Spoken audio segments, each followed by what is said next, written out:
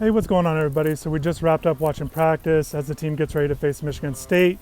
Afterwards, offensive line coach Garen Justice talked to the media, as well as players Jalen Rivers, Wayne Steed, and Tyreek Stevenson. I'll pass on some of the stuff that they saw and talked about afterwards after practice.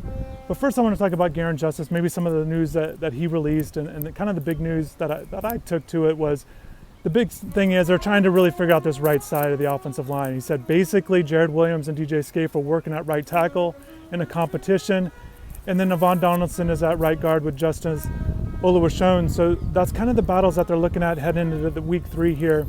And I think just maybe a little bit of a note, I asked Coach about Navon Donaldson. If he said Corey Gaynor's been playing solid. I asked about Navon, even if that was a possibility to move to center at all, because he did get some reps during fall camp. And kind of what Coach said was, look, Ja'Kai Clark is the center and the center for the future for this team, and actually said that he's available at this point to go in.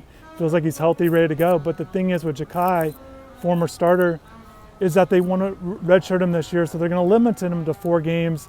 And then I just asked if it was back-ended, if they're going to play him late, but basically said no, he could play right now. So at this point in time, Ja'Kai, and he said his family, this is something that they've agreed to, that 4 games at some point during the season, so look for that, but still kind of preserve the red shirt. And that's something just maybe for the future to look forward to. And I do think that's a positive move for Ja'Kai, and I do think center is his best position moving forward. So big battles on the right side. Coach Justice had a lot to say about just offensive line in general.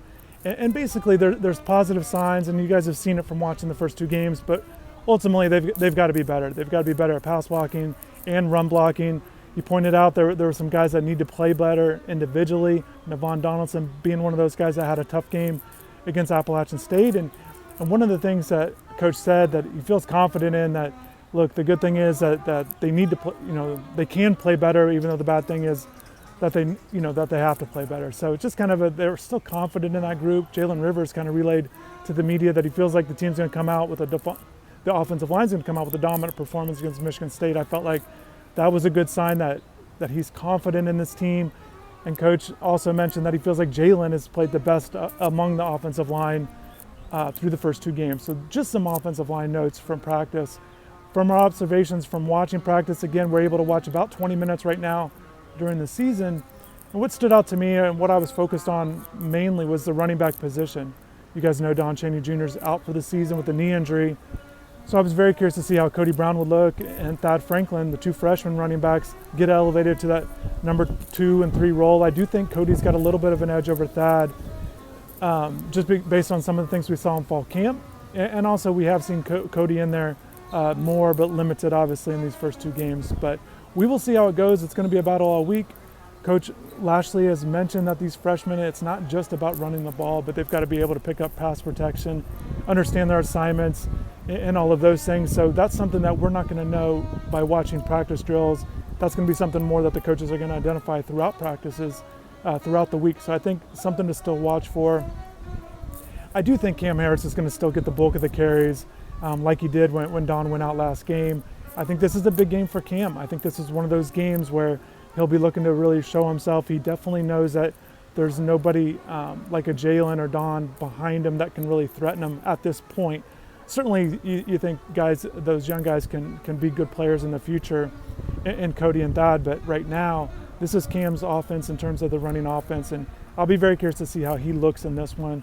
I thought he showed some good signs late in the last game that maybe he can build on moving forward, but certainly the running game needs to pick it up. So I thought they looked good in drills.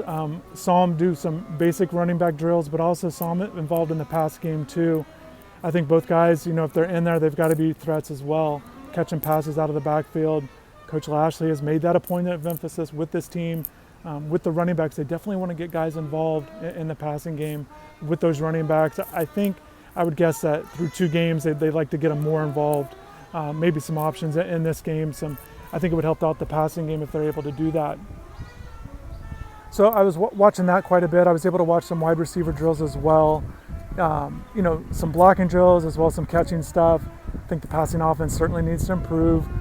Charleston Rambo was a guy, once again, showed good signs at last game with that big long catch, but I've said this a number of times, but then he had a tough drop today, and you guys will see that in the drills that I do with the practice drills with live commentary. So It seems like with Charleston just needs to be more consistent with his play, either in practice and taking over to games. And then Mike Harley is one to watch for. And this one definitely needs to pick up his production. I think they'll try to go to him more. I think there'll be some opportunities deep in this one. And I know all receivers, it seems like they definitely hit the jugs machine after practice. But I do want to note that today I saw Mike out there with D. Wiggins. We're able to be out there a little bit after practice, not the full time. So sometimes guys are doing extra work that we're not able to see. But I definitely just want to point out that I definitely saw Mike doing that and D. Wiggins, and I thought that was a good sign for those guys. And some veteran guys just trying to perfect their craft. But once again, just because I don't mention that other guys were out there doesn't mean that they're not also putting in the extra work. So just want to note that.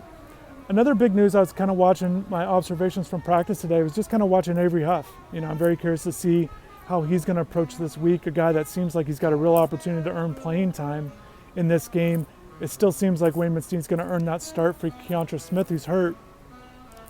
But the way that they've rotated linebackers in, and I think even with Wayman, I think they'd like to get that second group of linebackers some reps. And I think Avery certainly has an opportunity to get out there. And they're going to need some guys to track down their running game with some speed. And I think Avery gives them that. So he's going to have opportunities. And when he gets these opportunities to make plays, particularly in the running game with Kenneth Walker, very good running back, he's going to have to take advantage of it. Be a guy that can really stop the run. I think this is a game where Avery, has kind of been waiting for the opportunities. It's year 3 for him, and essentially he's going to be opportunities to be out there on defense, and he has to take advantage of it. Speaking of Kenneth Walker, I kind of noticed Jalen Knighton was serving the scout team jersey, wearing that number 9.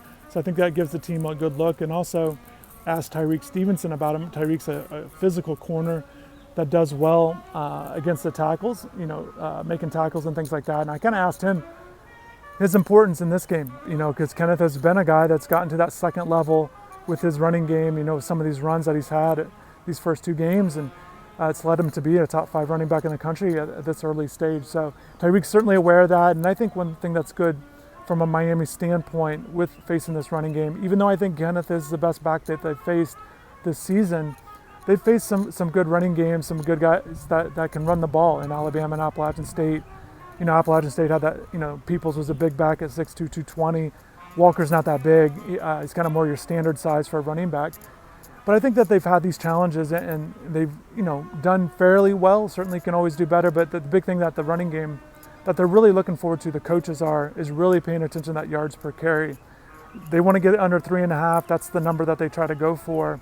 And I was looking last season, the ACC, Miami doesn't rank real high in stopping the run right now in the ACC, but a lot of teams are off to good starts, partly because of the opponents they're playing. But if Miami averaged, if they allowed only 3.5 yards a carry for the season, it put them right there in the top 5 in the ACC based on last year's numbers. So you understand why 3.5 is the goal, and that'll be something that they try to moving forward. And I think Miami will have certainly a really good shot at winning this game if they hold Walker to that number.